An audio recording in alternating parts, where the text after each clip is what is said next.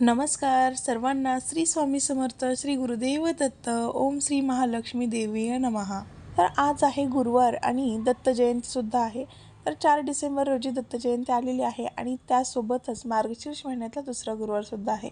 आता माझी देवपूजा वगैरे सगळं झालेलं आहे. पहाटेचे 4-4:30 वाजलेले आहेत. दरवाजासुद्धा स्वच्छ पुसून घेतला. दारामध्ये पाणी शिंपडलं गोमूत्राचं आणि दरवाजा स्वच्छ धुवून घेतला आणि त्यानंतर उंबरठ्यावरती मी हळदीचं लेपन करून घेते. त्या लेपनामध्ये मी काय काय वापरते ते सांगते. हळद, गोमूत्र आणि पाणी. तुम्ही इथे गंगाजल किंवा गुलाब अत्तर किंवा हे जे सुगंधित जे काही असतं तर ते तुम्ही त्यामध्ये वापरू शकता.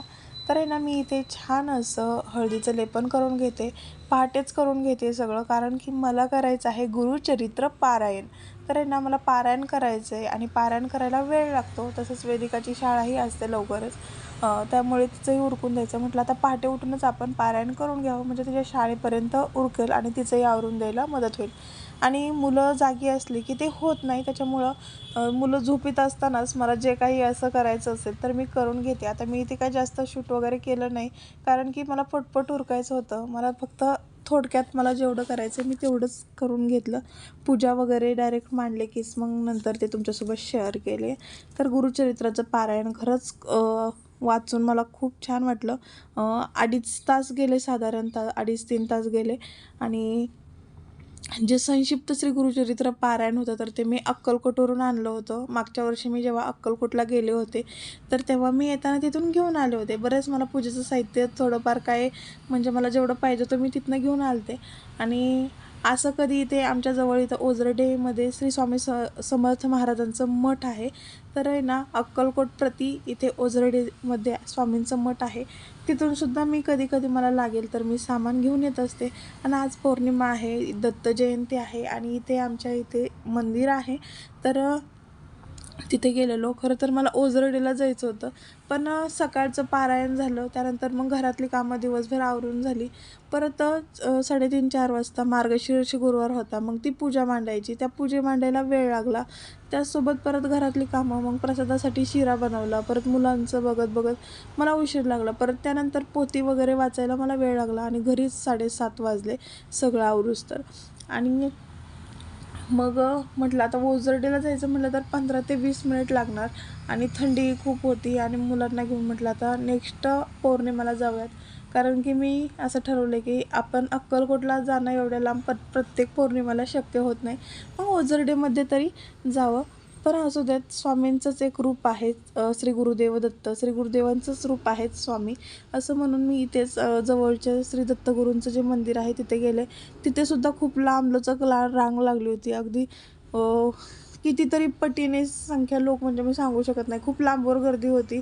असं वाटत होतं पंढरपूरच्या रांगेमध्ये आहे की काय, कारण की तसंच म्हणजे भासतच होतं, एवढी गर्दी होती. तर आहे ना, मी छान अशी रांगोळी काढून घेतली. बोटाच्या साह्याने थोड्याशा फुलांची डिझाईन बनवली.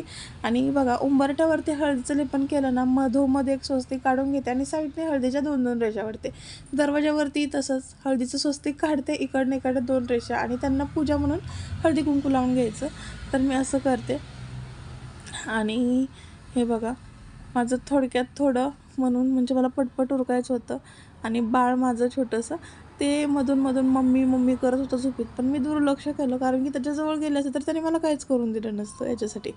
तर आहे ना, पहाटेच्या वेळेस मग माझी छान अशी पूजा करून घेतली आणि मन प्रसन्न झालं. सकाळच्या वेळेस सकाळी 6-6:30 वाजेपर्यंत एकदम म्हणजे भारी वाटत होतं, कारण की अंधार होता. आणि आता कसं आहे, रात्र जरा मोठी आहे, दिवस छोटा आहे, त्याच्यामुळे ना हे दिवे वगैरे दारात लावले सकाळचं की भारी वाटतं. आणि मला तर एकदम मनाला भारी वाटतं. जोपर्यंत मी असं काही करत नाही तोपर्यंत मनाला शांती मिळत नाही. याच्यामुळं मला आहे ना, हे करायलाच लागतं. नाही केलं की मग ते असं कसं तरी मनात काय काय काय काय काय काय विचार चालू राहतात. मग मला माझं मन शांत ठेवण्यासाठी का होईना मला ह्या सगळ्या गोष्टी करायलाच लागतात. आणि सगळं सांगेल मी, पण मनाला कसं सांगू असं होतं. आणि मी पूजा मांडून घेतली. आज फारामृत आणि जे काही आपलं गुरुचरित्र आहे तर ते मी घेतलं, त्यांची पूजा करून घेतली. स्वामींचं सारामृत आहे. आणि मी इथे सकाळूनच पूजा मांडली.